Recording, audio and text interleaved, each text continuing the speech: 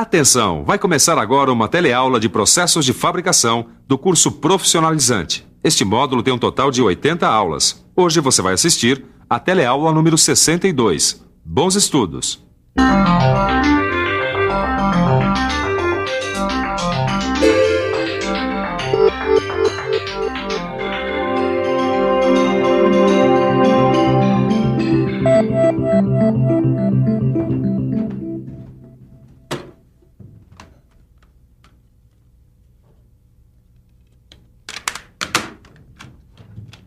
Oi, você já reparou como é bom o som desses discos com leitura por raio laser? E o melhor é que esse sistema não tem nenhuma agulha que toque no disco e assim não tem o perigo de arranhar. É engraçado. Quando a gente começou a ouvir falar em raio laser, ele era sempre tratado como uma arma muito perigosa. Pelo menos era dessa forma que os antigos filmes de ficção científica tratavam esse raio.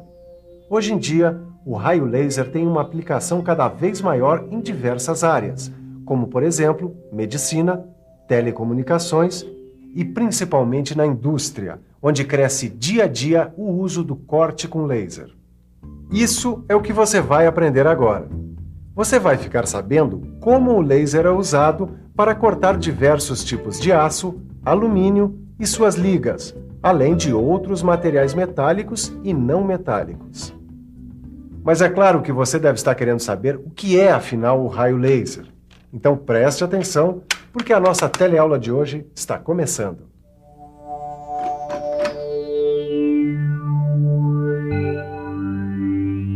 Amigo, diz pra gente uma coisa, você acha que a luz queima? Ah, queima sim. Dependendo da luz, sim, mas a luz de casa, qualquer coisa assim, com certeza não. Se for um laser, talvez. Qualquer tipo de luz queima. É só concentrar os raios luminosos num determinado ponto que ela queima. Com essa simples experiência, dá para entender que se os raios luminosos forem concentrados sobre um mesmo ponto, a luz pode até queimar. Como você sabe, a luz é uma forma de energia. Se a gente concentra a luz, como nós fizemos agora com a lupa, a gente pode obter um feixe de luz com energia suficiente para queimar a casca da árvore. Se você entendeu essa experiência, então você vai entender o laser. Para entender melhor o que é o laser, você precisa compreender o funcionamento dessa lâmpada fluorescente que contém vapor de mercúrio no seu interior. Repare só nessa lâmpada fluorescente quebrada que o lado de dentro do vidro é revestido com uma tinta fluorescente. Essa tinta emite luz visível quando é excitada por raios ultravioleta. Para produzir uma alta tensão inicial, é usado esse reator, que ainda mantém uma tensão adequada para a descarga elétrica. Esse starter aqui funciona como chave automática. Com a passagem da corrente elétrica pela lâmpada, os filamentos ficam incandescentes, facilitando a emissão de elétrons. Quando o starter se desliga, produz uma alta tensão instantânea entre os filamentos, já que o reator está funcionando no circuito. Esta alta tensão instantânea provoca a ionização inicial nos vapores de mercúrio no momento em que começa a descarga elétrica no tubo. Durante a descarga, o vapor de mercúrio emite mais intensamente luz ultravioleta, que é invisível, e excita a tinta fluorescente, que então emite luz visível. No laser, o feixe luminoso é conseguido por um processo bem parecido com o da lâmpada fluorescente, ou seja, é pela excitação de um veículo ativo, que é uma substância que transforma energia elétrica em energia de radiação. Bom, a diferença é que nos aparelhos laser, o feixe de luz é amplificado e é direcionado para um único ponto. Uma das substâncias utilizadas como veículo ativo dos aparelhos geradores de raios laser é o gás carbônico. O feixe de luz laser produz uma energia intensa na forma de calor. E é muito esse calor, Silva? Ok, o suficiente para fundir e vaporizar até o material em volta do ponto de incidência do feixe de laser. Assim dá para furar e cortar praticamente todos os materiais, não importando a resistência mecânica. Tudo bem, Silva, mas qual é o veículo ativo dessa máquina? Dióxido de carbono, que misturado a gases como o nitrogênio e o hélio, produz o tipo mais comum de laser. Eu não entendi. O hélio e o nitrogênio misturados ao dióxido de carbono? Para aumentar a potência do laser. Esse sistema de corte é inteligente. O único problema é que ele afeta a estrutura do material cortado. Mas afeta por quê? Porque o laser é um processo térmico. Agora, o que eu mais queria entender, Silva, é como é gerado o laser. Para entender como é gerado o laser, você precisa antes saber que os elétrons dos átomos ocupam certas posições dentro da estrutura do átomo. Essas posições são chamadas de níveis energéticos. Quando os elétrons mais externos ganham energia de uma fonte externa, eles saltam para um nível energético mais afastado do núcleo do átomo e tendem a voltar para o nível onde estavam, devolvendo a energia que tinham ganho. Em geral, essa energia aparece em forma de luz. Se você compreendeu o que significa nível de energia, vai ser fácil entender como o laser é produzido. Preste atenção. O soprador desse gerador de laser faz o dióxido de carbono circular dentro da câmara, onde existem 2 eletrodos ligados a uma fonte de alta tensão. Esses eletrodos criam um campo elétrico que aumenta a energia do gás dentro da câmara. A luz emitida pela volta dos elétrons dos níveis mais energéticos para os menos energéticos em cada átomo ocorre continuamente e a luz vai sendo amplificada. Essa luz é guiada e, mais uma vez, amplificada através de espelhos, até ser concentrada no cabeçote através de lentes em um único ponto, chamado de foco. O direcionamento permite concentrar energia em um ponto com um diâmetro menor do que 25 centésimos de milímetro. Sabe lá o que é isso? Esse ponto minúsculo recebe uma potência que chega a cerca de 3.000 watts por centímetro quadrado. Esse processo envolve uma concentração de energia muito grande, uma vez que o feixe tem que ser muito concentrado e preciso. Isso sem falar que o corte é rapidíssimo.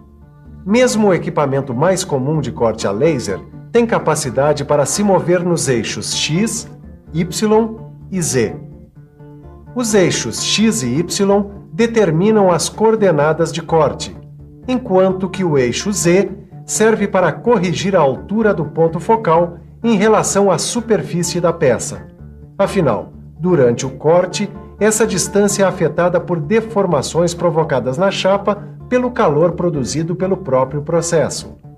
Graças ao sensor de altura que existe no cabeçote, a distância do foco permanece constante.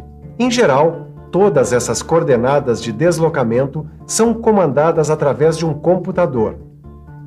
E olha só que bonito como o cabeçote se movimenta nas 2 direções, longitudinal e transversal. Esses movimentos são transmitidos por motores elétricos controlados por computador. Dentro desse cabeçote laser, flui o chamado gás de assistência, que serve, entre outras coisas, para retirar material fundido e óxidos da região de corte. O oxigênio é o gás mais usado para essa função, uma vez que ele favorece o aumento da temperatura do processo, fazendo com que o corte seja mais rápido. Por um outro lado, o nitrogênio também pode ser escolhido como gás de assistência, nos casos em que forem necessárias superfícies livres de óxidos, como é o caso do corte de aços inoxidáveis. O corte a laser é tão poderoso que é capaz de cortar chapas de aço carbono como essa que eu acabei de receber. E olha que essa chapa tem 20 milímetros de espessura, que é o máximo que dá para cortar com esse processo. O engraçado é que a sua capacidade de corte em chapas de alumínio é bastante reduzida. O laser corta no máximo chapas com 6 milímetros de espessura. Isso se explica pela tendência do alumínio ao empastamento e à reflexão. É importante que você conheça alguns fatores que afetam o corte a laser. E quais são esses fatores, Tito? Caio, eu acredito que tem a ver com os gases que são usados no corte a laser, mas o Silva aqui pode nos responder melhor. Realmente, as impurezas na mistura de gases podem afetar o desempenho do laser de dióxido de carbono, diminuindo sua potência de saída e deixando a descarga elétrica instável, ou aumentando o consumo de gases. Agora, a potência do feixe é outro fator que determina a capacidade do laser de interagir com o material a ser cortado e iniciar o corte. Geralmente o que acontece é que o aumento da potência permite cortar com velocidades maiores sem comprometer a qualidade do corte. Outro ponto importante que interfere e muito nesse tipo de processo é a velocidade de corte. É é que os valores muito elevados de velocidade tendem a fazer estrias na superfície de corte, rebarbas na parte posterior da superfície atingida pela radiação e até mesmo tendem a impedir que o corte aconteça. Aqui vale aquele ditado, hein? A pressa é inimiga da perfeição. Mas, por outro lado, baixas velocidades de corte produzem um aumento da área atingida pela alta temperatura do laser e uma queda na qualidade do corte. E para evitar uma queda na qualidade do corte com laser, o gás de assistência tem que ter vazão suficiente para retirar o material fundido do corte. Materiais como plásticos, madeiras e até mesmo borrachas permitem utilizar vazões mais elevadas. Outro item importante na qualidade do corte é o ponto focal, que é o ponto onde se concentra a maior energia do feixe. No caso de chapas finas, ele deve ser colocado na superfície. Mas se as chapas forem grossas, o ponto focal deve ser ajustado para regiões ligeiramente abaixo da superfície, desde que não ultrapasse 1/3 da espessura da chapa. Caio, o que eu sei é que o corte a laser ele é muito poderoso. E também que é preciso ficar atento a alguns pontos que estão ligados à qualidade do corte. Isso aí. Mas, Silva, eu não sei quando usar e quando não usar o corte a laser. Bom, esse processo é indicado quando as peças têm formas complicadas e pedem um acabamento de superfície quase sem rebarbas na região do corte. Como essa técnica não pede estampos de corte, então é possível produzir lotes pequenos em pouco tempo e diversificados. Esse corte a laser é incrível, hein? Também não é assim, Caio. Apesar do laser de dióxido de carbono produzir muito calor, ele não consegue vaporizar e cortar alguns metais conhecidos. Ué, como não consegue? Ora, porque cada material reage de um jeito à energia do laser. E quais são os materiais que podem e os que não podem ser cortados a laser? Rapaz, agora você me pegou. Eu acho que eu vou ter que pensar um pouco. Vamos pensar um pouco. Bom, eu sei é que os aços não ligados podem ser cortados a laser facilmente. Ainda mais se o gás de assistência for o oxigênio. Aí sim dá um belo corte. E os aços inoxidáveis? Já sei. Nesse caso, apenas as chapas finas podem ser cortadas com excelente resultado. Chapas espessas, como aquelas de aços não ligados, não podem ser cortadas. Já o alumínio e suas ligas, para serem cortados a laser, têm de ter espessura máxima entre 4 e 6 milímetros, já que refletem a luz. O cobre e suas ligas também tendem a refletir a luz. Por isso, no corte de peças não planas, é fundamental a proteção contra a radiação refletida. Assim como outros processos, o corte a laser também apresenta vantagens e desvantagens. Como é uma forma de energia concentrada em uma área muito pequena, ele permite cortes retos, de pequena largura de corte, zona mínima afetada pelo calor, mínima distorção e arestas de melhor qualidade. O corte a laser é um sistema de fácil automatização, que permite cortar peças complexas sem que seja preciso a troca de ferramentas de corte cada vez que se troca o material a ser cortado. Agora, por outro lado, o corte a laser apresenta um alto custo inicial do sistema, sem falar que a pequena variedade de potências disponíveis limitam o corte a espessuras não muito altas e a materiais que refletem pouca luz. Além disso, quando são cortados os materiais não metálicos, se formam depósitos de fuligem na superfície, e quando o PVC é cortado a laser, são formados produtos tóxicos. O corte a laser hoje significa uma tecnologia nova, mas ainda pouco conhecida de boa parte das metalúrgicas. Quando forem superadas as limitações atuais e forem constituídos sistemas mais adequados às necessidades e recursos das pequenas e médias empresas, aí sim, o corte a laser vai ser bem mais difundido. Bom, enquanto eu uso o laser aqui para ouvir a minha musiquinha, você aproveita e faz uma boa revisão. E atenção, se liga aí que é hora da revisão. Na teleaula de hoje, você ficou sabendo que entre suas diversas utilizações, o laser é uma poderosa ferramenta de corte de materiais. Aprendeu que o laser é gerado com o aumento de energia de um átomo, cujos elétrons liberam energia luminosa, produzindo um feixe de luz concentrado com muita energia. Viu também como é sofisticado o equipamento de corte a laser controlado por computador. Por fim, ficou conhecendo as vantagens e desvantagens deste método de corte de materiais. Agora é com você. Abra o seu livro de estudos e resolva todos os exercícios que há nele. Grande ideia, Tito. Tchau. Até a próxima.